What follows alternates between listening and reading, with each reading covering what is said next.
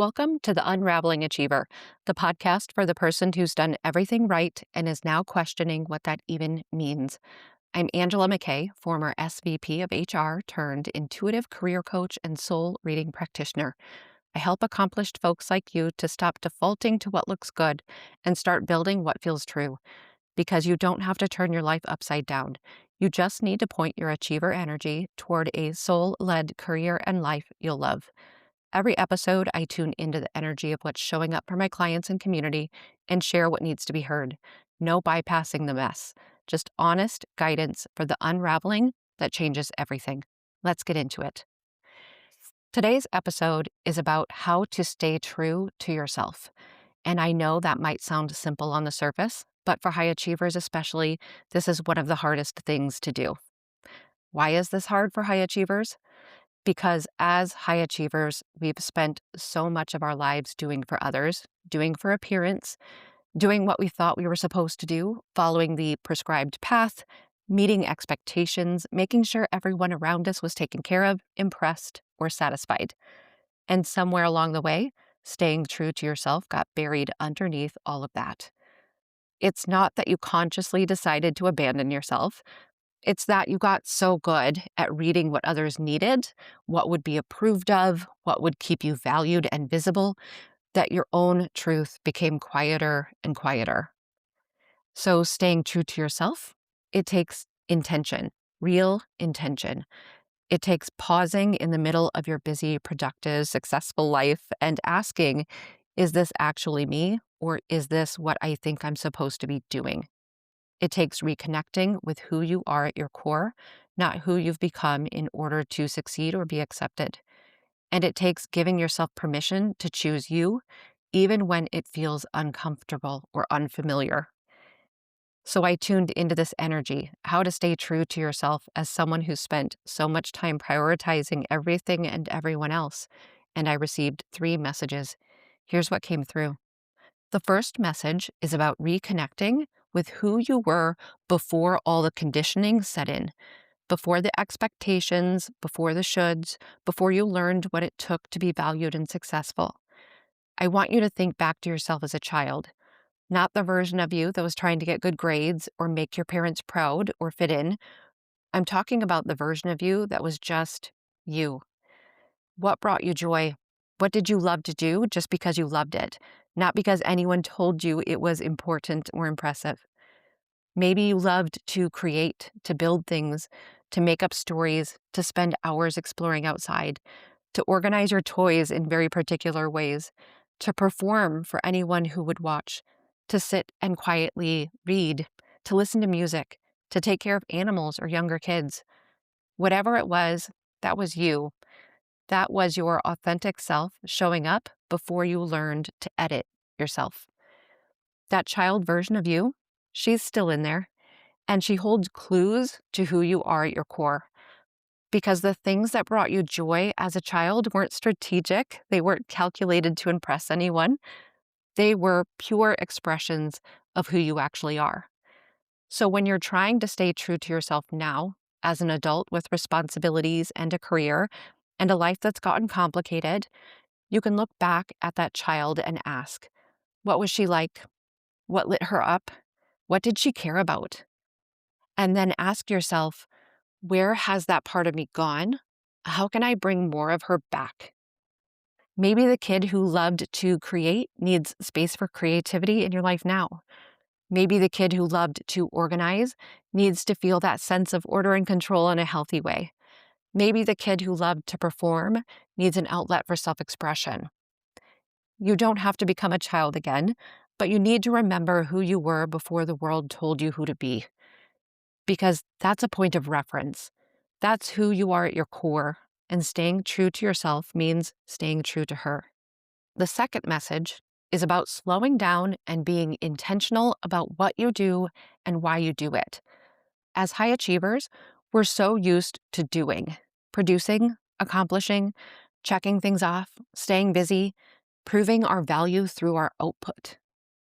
And a lot of the time, we're doing things just for the sake of doing them, because that's what we've always done, because it's expected, because it keeps us feeling productive and valuable. But if we're not doing, who are we? The thing is, not everything you do is actually aligned with who you are. Not everything you're accomplishing is true to you. So, this message is asking you to pause before you act, to pause before you say yes, to pause before you take on the next thing. And in that pause, ask yourself, why am I doing this? Is this aligned with what I actually want? Or is this just what I think I'm supposed to do? When your actions are aligned with your true intentions, with who you are and what you want, it feels different. It doesn't feel like you're forcing it or pushing through. It doesn't feel like obligation or performance. It feels like you're moving in a direction that makes sense for you. That doesn't mean it's always easy. Aligned actions can still be challenging, but they don't feel empty. They don't feel like you're betraying yourself. So before you take on the next project, before you say yes to the next request, before you commit to the next thing, pause. Ask yourself, is this true to me? Does this align with my intentions? Or am I just doing this for the sake of doing? Am I doing this because I think I have to, or because it resonates with who I am? And if it's not aligned, you're allowed to say no. You're allowed to choose differently. Staying true to yourself means aligning your actions with your true intentions, not just doing for the sake of doing. The third message is about reconnecting with yourself through enjoyment and pleasure, through the things that make you feel good, that make you feel alive, that remind you that you're more than just what you do or what you produce. It's possible that you've forgotten what you like. That's what happens when you spend years of doing for others or doing for appearance. You forget what you actually like. You forget what brings you enjoyment. You forget what makes you feel good in your body and in your life. You've been so focused on what you should do, what's responsible, what's productive, what looks good, that you've disconnected from the simple question of, what do I actually enjoy? And I want to be clear, this isn't about indulgence or selfishness. This is about reconnection. Because when you're disconnected from what brings you enjoyment and pleasure, you're disconnected from yourself. You're operating as a machine, you're functioning, but you're not fully alive. So this message is asking you to reconnect with every part of you, not just the productive part or the responsible part, but all of you. What do you like? What makes you feel good? What brings you pleasure, not in a fleeting, numbing out way, but in a way that fills you up? Maybe it's taking a long walk without your phone or cooking a meal you love. Maybe it's moving your body in a way that feels good or spending time with people who make you laugh. Maybe it's creating something with your hands. Maybe it's being in nature. Or maybe it's reading a book just because you want to, not because it's educational or improving.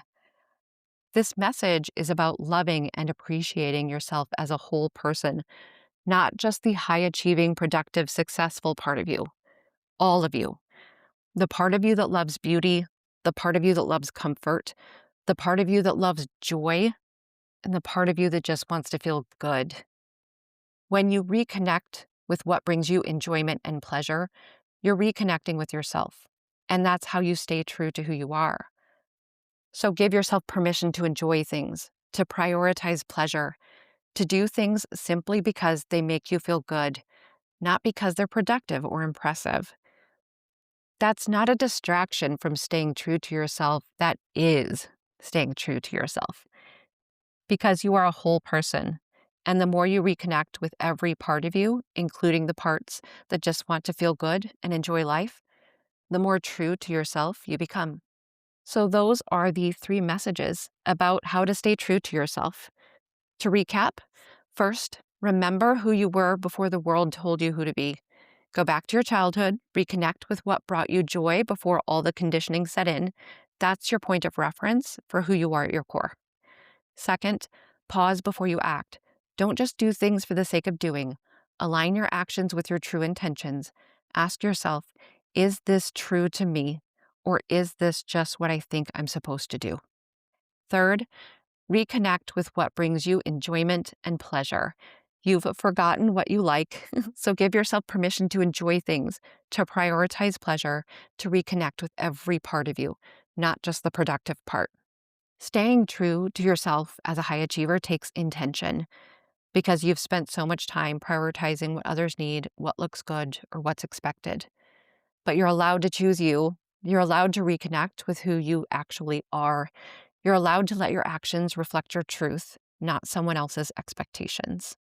If what you heard today resonated, I'd love to support you in going deeper.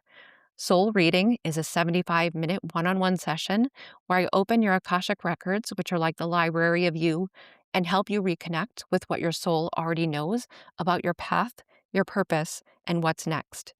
You can learn more and book at angelamckllc.com/soul-reading. And if this episode landed for you, subscribe or follow so you don't miss what's coming next. New episodes drop every Wednesday. Thanks for being here, and until next time, take care.